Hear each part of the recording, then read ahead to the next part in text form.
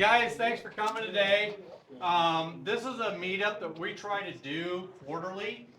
And first of all, I'm John Berger, known as Mailbox Guy. It's all about the mailbox money coming into your hip pocket.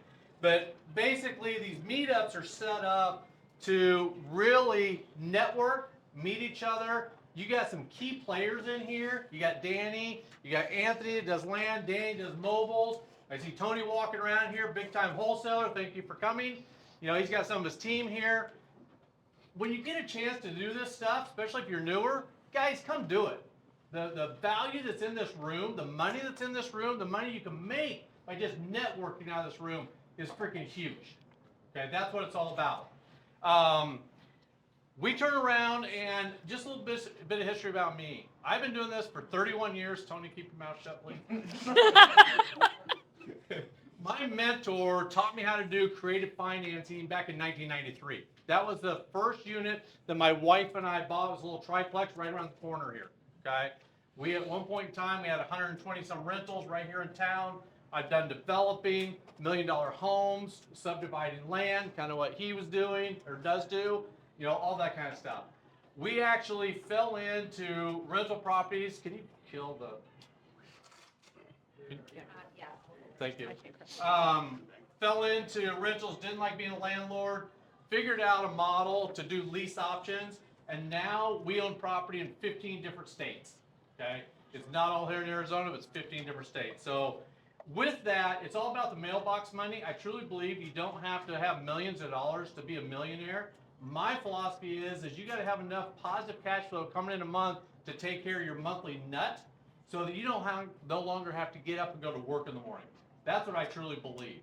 Okay, our average door, and it's gone down because of 2024 and all the insurance companies and taxes, but it has gone down. But right now, it's still over $600 per door. That's true net money. Okay, that's not expenses taken out of that. That's expenses already gone. Plus, the way we do it, we get an option fee. With that option fee, we get an average of about $15,000. That's upfront money. Okay, that's huge. And we don't pay for any repairs on our houses. The tenant buyers pay for the repairs. With that, we don't do wholesaling. You want to do wholesaling? Talk to these two. Oh, talk to these two. Join the land? Okay, that's wholesaling. I don't do a lot of wholesaling. We do a lot of novations. Okay, a little bit more money in novations than there is in wholesaling, but it takes a lot longer. That cash conversion is huge. Okay, with that, guys, I truly believe in having a mentor. I truly believe in coaching. I have a coach right now. Even though I've been doing it for 31 years, I have a coach that I pay. But guys, I do have some stuff out behind Danny here. We have a community that we have. That community, we meet every Tuesday at 3 o'clock Phoenix time. We're on until all the questions are answered, okay? And it can be from lease options to acquisitions to novations. Don't care what it is. If I've done it, I'll answer it for you. We also have a course. My course is not here to make me money, okay? This course is very, very valuable. Tony and everybody tells me I have it way undervalued at $997 right now, but that's what we're running. It's $997. You get all of our scripts, all of our documentation, all of our disclosures for sub 2 wraps. You get all of our lease options. You get our scripts when it comes to lease options. You get all of our seller finance stuff, all of our private money stuff, all of our notes, all of our deeds of trust. You get everything. I probably got $30,000 to $40,000 just in paperwork from our attorneys. You get all that for $1,000. At the same time, you get a month free of the community.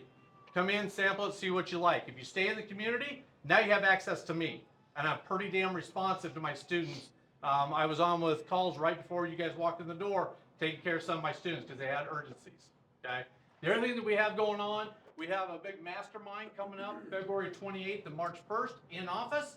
That we are actually going to break down this entire business, but more so we're going to break down your guys' business. How can we help you get to that next level and put that mailbox money in your hip pocket if that's what you're wanting to do? Guys, take videos, take photos, tag me, tag all these guys because it'll get out there. Thank you for these guys tagging because that's how some of you guys learned about this meetup. That's what networking's all about, helping out each other. the collaboration, and really making it work for all of us. Guys, I told you I'd give you a free gift. You're going to get 1 free month of community for just coming today. Okay, you signed up. It will be going back out to you. Join the community. See what it's all about. See if it's worthwhile for you. Ask questions. Okay. At the same time, I will turn it over to Kirsten. Kirsten has been with me for over a year now. She is my dispo queen manager. She also does all of our transaction coordination. She's been in escrow for over 20 years. She knows more shit than I do. She's on with Tony's community. She helps a lot of his community get through deals that are just freaking nightmares. She's an ace with what she does. But I'll turn it over to her. Thank you. To kill us. Yeah, to kill us. Kill us. All right. Well, thanks for setting the stage, John. Yeah, sure. Before we get started, I have some questions to ask you guys. I've already kind of pre-prepped you with what I'm expecting from you or what I've asked of you. But before we do that, can I get each of you to give like a 90-second elevator on who you are, where you are, and what you do, so that they have a good perspective of what they can expect and what they can niche from you as we go through these more broader questions. Yeah, Danny, go ahead. My name's Danny McBrin, so I'm originally from Rockland County, New York. Moved out to Arizona in 2018, and in about 2019 I got into real estate and didn't really know anything about wholesaling or investing. I have no family in real estate or anything like that. Mostly just kind of figured everything out as I went along. Started my business with Kurt, my business partner there. And that was in about 2019, 2020, started doing stuff, which started with wholesaling a couple years ago. Started getting into flipping, a lot of mobile homes, doing those deals. Have 19 rentals here in the Phoenix area and other parts of Arizona. I'm doing some private money lending, and it's all related to residential real estate investing. So. Okay. Are you doing private money lending or hard Private money lending? Yeah. Okay. All right. Private money lender, people. Yeah. Okay. And he's a killer with what he does, man. And thank you to John for putting this together. So, really happy. All right, Anthony. Anthony Pappas, grew up here in the Valley, used to be in the trades for a long time, saw a lot of guys drive up in way nicer trucks than me doing a lot less work, and I'm like, I want to do that. Talked to one of them, like, what do you do? He's like, well, I structure the deals, I get the financing, blah, blah, blah, and you should check out, real estate. And I'm like, okay. I had a buddy that was an agent, and he's like, well, you should try wholesale because you don't have any money, and you need money to get into real estate. I know that's a contrary opinion. No, you do not. Contrary opinion. But started looking into wholesale, started banging phones, found my first deal, which John bought, out in Santan Valley. It was a Still own it. Yep, it was a sub 2, didn't know what to do with it. I said, hey, 2019. yeah, I was like, I don't know what to do with this thing, and he bought it, and then I started looking at wholesale full time, and saw with land there seemed to be less competition because a lot of people didn't understand it the same as everybody flipping houses. There was a ton of people doing houses at the time, ton of information out there, but nobody was really doing land like that. So it kind of fell into that niche because I built these houses and lots for other people. That's how I hit the ground running and haven't You're looked back killing since. it. Yeah. Yeah. You Awesome. want to know about land? He's the guy. I love that. Well, congrats to both of you, or all three of you, really. All right, John, what was one deal or one mistake that completely changed how you approach real estate investing? Take us back to that moment and then tell us what happened. One deal? Can I give you a whole deal or a whole deal? as you- Let's put it this way. When we first started buying, I was a landlord. It got to the point that I was doing landlording and property maintenance. So whether it be plumbing, electrical, sheetrock, whatever, I did it all. I was working a full-time job, a 40, 50, 60-hour a week job, and it kept growing and growing and growing. I ended up bringing in my mentor as my partner, which is unreal. People just don't hear of that, but he became my partner, and we built up a portfolio of over 120-some doors right here in Mesa. The biggest thing is yes, we did that for multiple years. I did all the property management. I did all the maintenance. I had a full-time maintenance guy that worked for me. It got to be a major headache. We were only averaging $100 to $150 a door.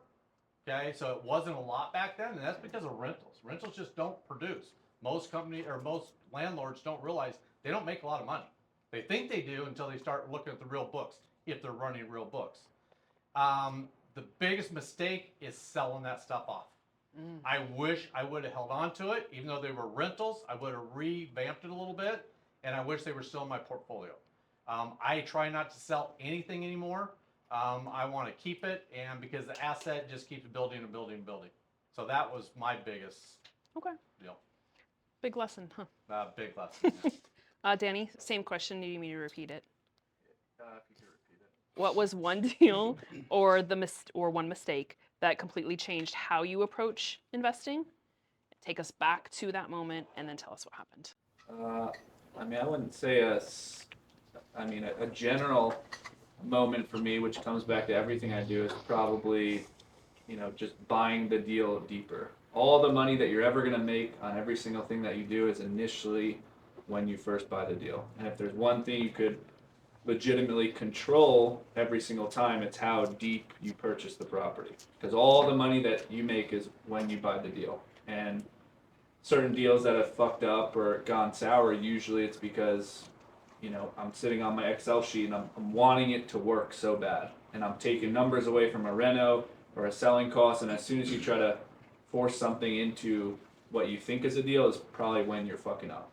So whether you're going direct to seller or purchasing from other wholesalers, the biggest variable that you can control is getting it at a deep discount. And if it's not at the discount that you want, then just passing on the deal.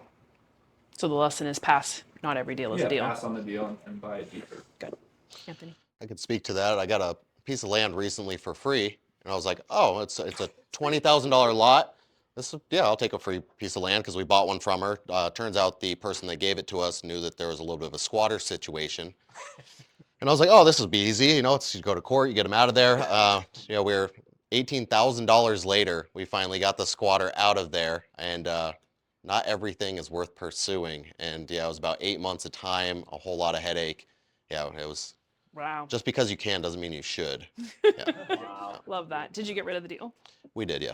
Perfect. Did Did you you make make any money? No, we lost like $400. No, we got it for For free. free and spent Yeah, we 20 thought it grand. was going to sell for 20. That part of town kind of softened a little bit, so it finally sold at like 17.5. I think all into it for like 18,200. Bills are still coming in on that one. The attorney just sent me another $400. I'm like, what? We're done. Why is this? What is happening here?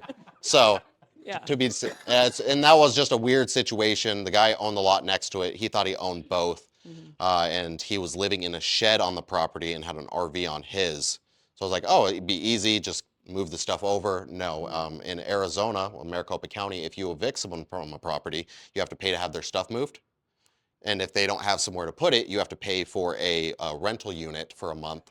So all of this stuff just kept compiling on Holy it. shit. And and the funny thing, we got him evicted. He moved all his stuff out, and then he moved all of his stuff back.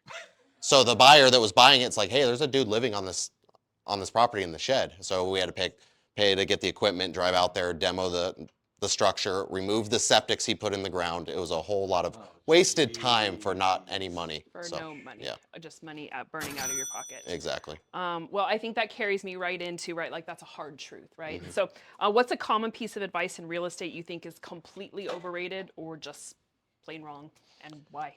That most people don't realize they've done a land deal when they have. When you're getting a deed for a property, it's for the land. So if you've sold a house, you've done land. And understanding the difference that you can do with land, like can you split this lot, and having that general understanding of what can be done with the land, you can force appreciate a deal that most people can't make work. Like if you're looking at it from just a flip standpoint, but the lot's a double lot, everybody's looking at it like the numbers don't work, but if you split off that lot, you could have $100,000 of profit right there that everybody else has overlooked. Love that. Yep. Hopefully somebody took that as a note. Dan's already done it back there. I love that. Probably that you need to be full-time to actually do this. I think that if you can set up your business a certain way, it's not something that, eventually you have to go full-time into something for sure, but if you're just starting out and you're working with the hours that you do have, you can figure it out by doing it kind of part-time or making calls. You do your 9 to 5, because most people like me, I didn't have a bunch of money or a bunch of parents to kind of help me out with things. I was working from 6 p.m. to 12 p.m. at bars and restaurants. So finding ways to maximize your time, and you don't have to do it complete full time, but if you do a 9 to 5, you better be ready to clock in from 6 p.m. to 12 a.m. and eventually make that side hustle your main hustle. I love that. I was actually talking to somebody about time management and how to make And you that have to make work. the sacrifice. That's Yeah. just what it is. I did 9 a.m. to 5 p.m. and then I'd go work at a restaurant from 6 p.m. to 12 a.m. I did that for years. Yeah. So But you got out. I did, yeah. And eventually it all everything that